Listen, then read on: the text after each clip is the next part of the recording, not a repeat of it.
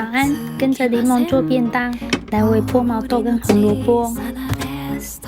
玉米跟鲔鱼的汤汁都不要哦。玉米，剩下的玉米另外倒起来保存。鲔鱼，酪梨切成小块。白煮蛋也切一切。挤点柠檬汁。毛豆红萝卜也好了。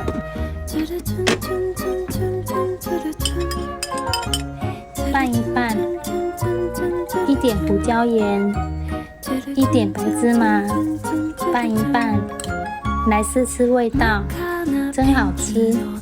喜欢今天的料理，记得按赞、追踪、分享。